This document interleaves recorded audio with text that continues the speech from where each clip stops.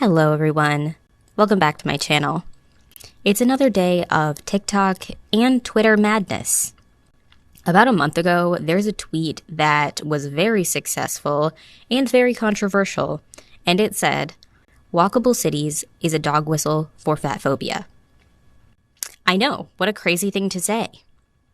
I was sent this tweet multiple times, and upon further inspection of this person's Twitter page, this tweet was, in fact, satirical.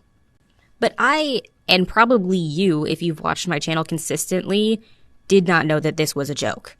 And the fact that we can no longer tell the difference between fat activism and pure satire is very worrying.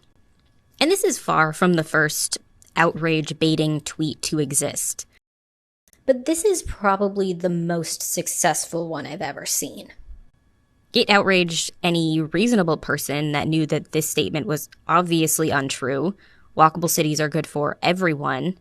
But it also outraged a lot of fat activists because the idea that fat people can't walk to them is offensive because obviously fat people are the pinnacle of health and fitness, so implying that they might struggle to walk is offensive. So nobody liked this tweet. But there's obviously always one person who ends up taking the bait and making a huge deal out of a joke tweet. And this time's no exception. Mom, Twitter's doing the thing again. I know it's not intentional. I know the original tweet was satire, but this is the shit that hurts fat people who are disabled. Fat people who have mobility disabilities. Fat people who can't walk. Like, why are people in the comments of that post talking about, like, oh, we're not all like Wall-E? Like, bitch, some of us are, and actually that's okay. It's okay to look like the people in Wall-E? Is this another person who thinks Wall-E is a utopia for fat people? Do we get 2 in 1 month? I don't know if it's sad or like a real power move to be like, yeah, I look like the people in Wall-E. I can barely walk because of my own overeating, and I'm happy about that. I almost respect the confidence. And at least they acknowledge that there are a lot of fat people who do struggle to walk simply because of their size. You might not think it's okay, but it is. It's not, I won't even say it's okay. It just is. And if you want fat people to be liberated, to be seen as our whole selves, you have to also fight for fat people who can't fucking walk. I'm sorry. It's so funny to think that normalizing fat people looking like Wall-E and not being able to walk is liberating to fat people.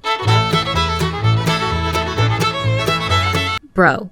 There's nothing liberating about eating yourself to a size where you can't walk. This is just like Wall-E. Trying to normalize sitting around all day and not being able to walk and turning that into something that is normal or liberating is beyond my comprehension. The fact that there are more and more fat people getting large enough that they can barely walk is not something we should consider normal. Proving your own health and ability will never free fat people because the people who are the most fat phobic, the people who oppress us the most, will never see you as equal. They will never see you as healthy. It's a waste of your time and it's punching down.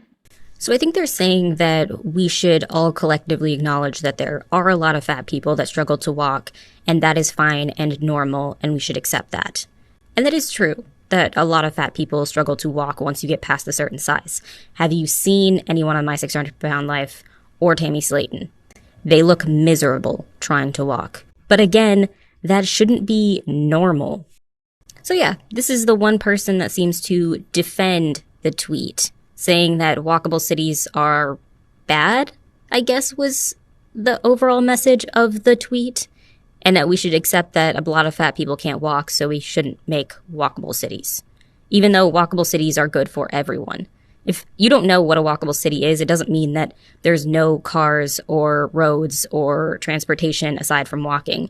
It means urban planning in a way that is less car-centric and better roads and sidewalks to make things more walkable and also provide better public transportation for everyone, which is actually really good for people with mobility problems because having well-designed roads and sidewalks is good for not only people that walk well, but people who struggle to walk, people that have mobility devices, people that have canes, whatever.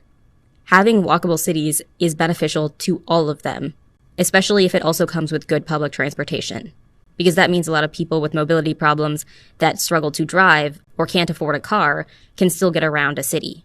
So I don't know why anyone would be against walkable cities unless you actually didn't know what a walkable city was.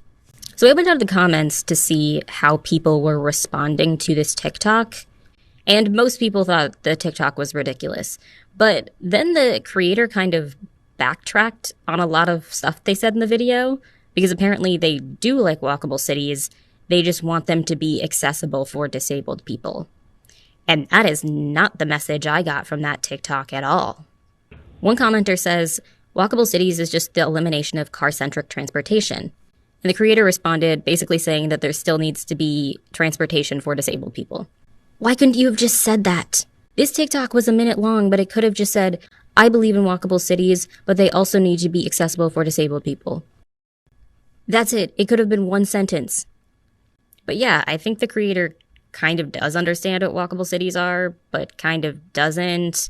But either way, it doesn't really matter because the original tweet and the response that they're responding to are all jokes. So looking this deep into it is kind of irrelevant.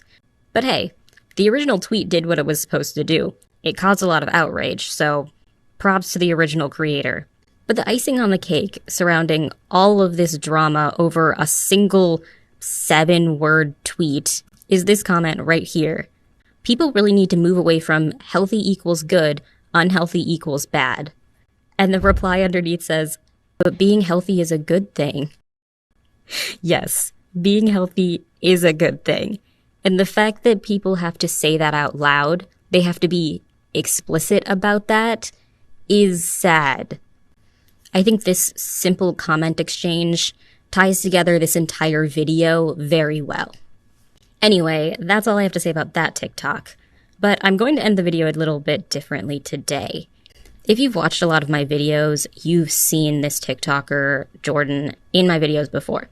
They're a pretty big fat activist, and they're known for having some really out there takes on fat activism. And a really small TikTok creator made a video responding to one of their takes a few days ago, and they got slammed.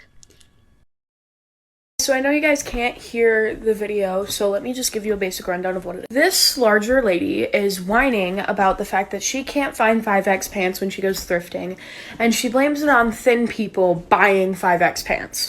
Now, from what I've seen online, I'm assuming this is based off the video of the guy who lifts up his shirt and he's wearing the abnormally large pants. And this gives off a very, very fat acceptance vibe to it. So I'm going to speak as if that's the place that they're coming from. In the video, she compares them buying a pair of 5X pants to if she was to go into a shelter and take the last box of gluten-free pasta. Now let's bring up the basics. Pasta isn't a necessity. Now second, there's nothing they can do to fix their celiac disease. But you know what you can do to fix this problem of not being able to find 5X pants? I'll give you a hint. It starts with a W, ends with an S. Fat acceptance people hate it. That's right, it's weight loss. Now, it's not easy for everybody, and I will say that. However, even 20 pounds can take you down a size. Not to mention, it can probably help with some other issues that you have. Joint pain, sleep apnea, fucking hard time breathing, agility, your organs functioning correctly. All very, very important things. And if you're a 5X, I'm just gonna assume you're gonna be around 300, 400 pounds. And even though I was never even close to 300 pounds, I did have a hard time finding clothing in stores sometimes. But you know what I did? I didn't go, oh, boo-hoo, poor me, I can't find my size, and sit there and stuff my face with Kit Kat. I got up, I went, you know what? I can fix this. And I started walking more every day. I started doing exercises.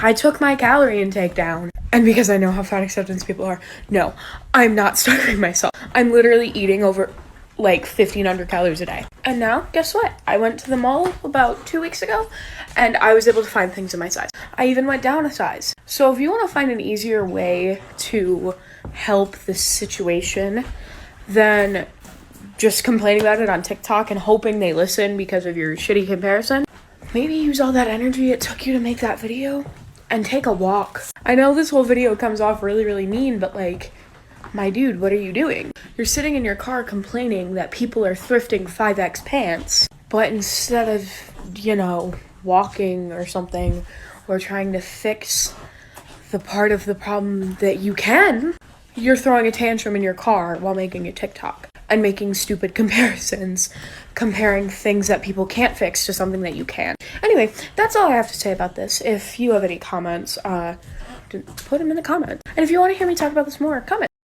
This was a fantastic response, but unfortunately, this person's comments got full of fat acceptance supporters, calling her vile and disrespectful for attacking an individual and for hating fat people as a former fat person, and a bunch of really nasty stuff. And I really hate seeing small creators getting attacked for calling out fat activism in all of its ridiculousness. So if you want to go support her, that would be cool. This TikTok did not deserve all of the hate it got. But yeah, that's the end of the video. Thank you for watching, and I will see you in my next video.